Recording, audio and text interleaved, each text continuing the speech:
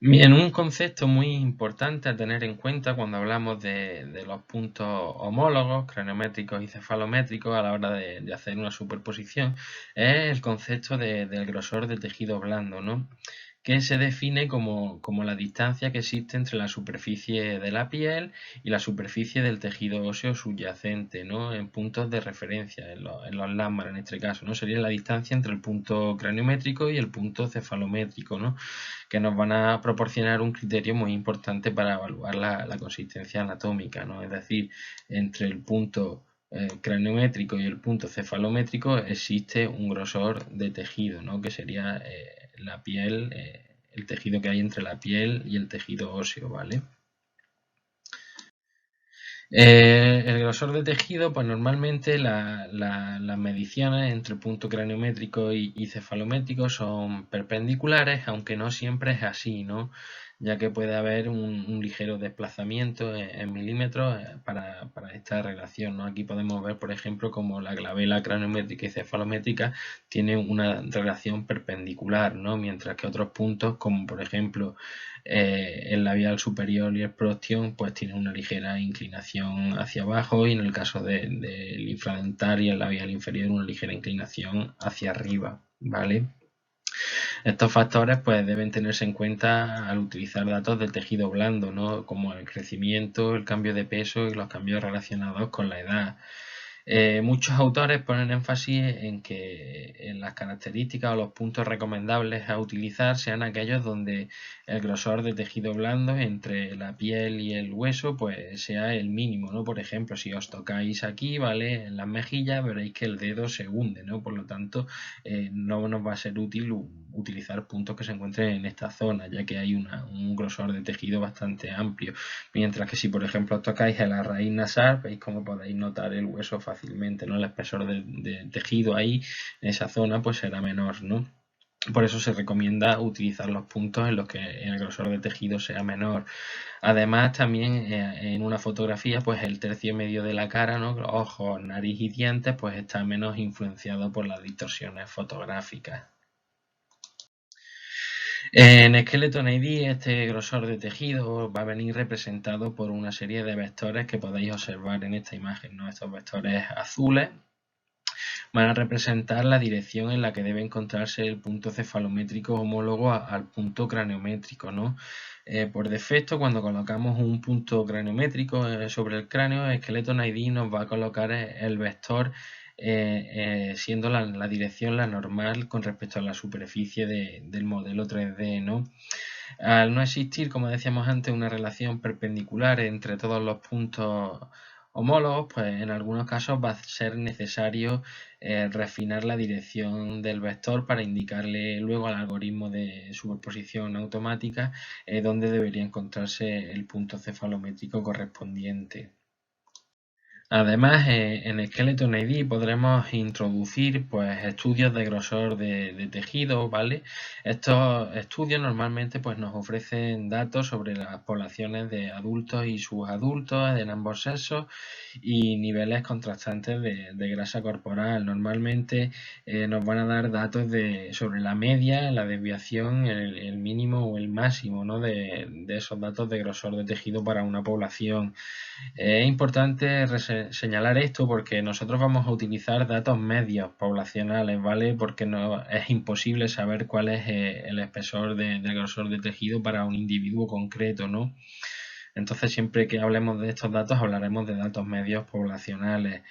Gracias a esto, pues hoy en día, a los numerosos estudios que hay, pues cada profesional, dependiendo del caso que le toque resolver, pues podrá elegir el estudio que sea más acorde al caso concreto, ¿no? Además, pues como hemos dicho, pues los diversos estudios proporcionan los valores medios, pero también la mayoría de la variación empleada, ¿no? Pues en Skeleton ID, mediante estos formularios, nosotros podremos introducir esos valores dentro de un estudio de tejido y el algoritmo automático los tendrá en cuenta posteriormente. Ahora vamos a pasar a describir un poquito en qué consistiría la etapa 2 de superposición craneofacial, que como hemos dicho antes se correspondería con la descripción de los materiales, ¿no? La descripción de la cara y el cráneo y el análisis morfológico y morfométrico de ambos elementos. Bien, es importante señalar que en esta etapa la descripción de los materiales sería por separado, ¿no? Por un lado describiríamos el cráneo y por otro lado describiríamos la cara, para posteriormente poder cruzar luego esos datos, ¿no? Esta etapa es muy importante como fuente de información, ¿no?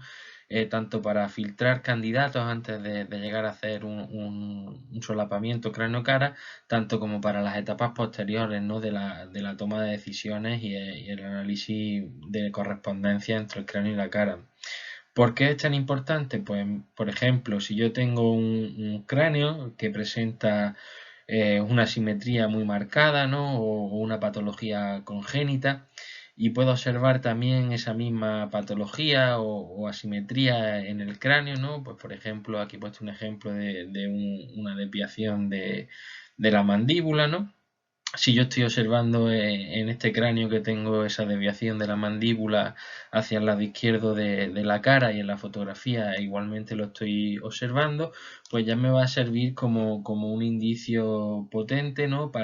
de que ese cráneo pues probablemente corresponda a esa persona de la fotografía, ¿no?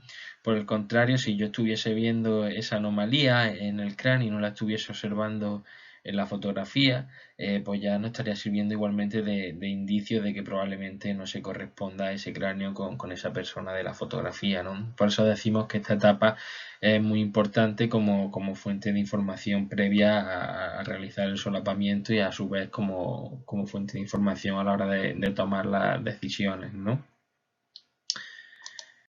Bien, el análisis morfométrico va a consistir en, como comentaba al principio, cuando hablaba de los puntos homólogos, ¿no?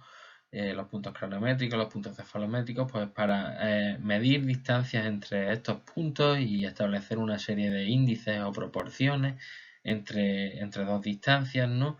Para cuantitativamente definir la forma y el tamaño del cráneo o de la cara, ¿no? Esto nos va a permitir pues clasificar a los individuos en diferentes tipologías morfológicas y para hacer estudios, pues como hemos dicho, poblacionales o entre los mismos individuos, ¿no? Aquí tenemos un ejemplo de dos índices, en el caso del cráneo del índice facial superior, ¿no? Que mediría la altura de la cara desde el punto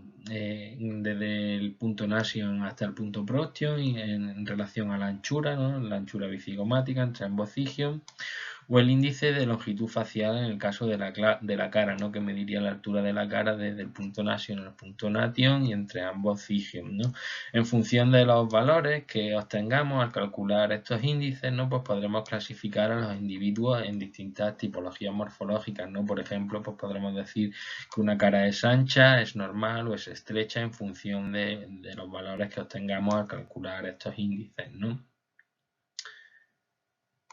Bien, a la hora de establecer relaciones anatómicas entre el cráneo y la cara, pues existen muchos estándares y muchos estudios para la predicción de las características del tejido blando a partir del tejido óseo, ¿no?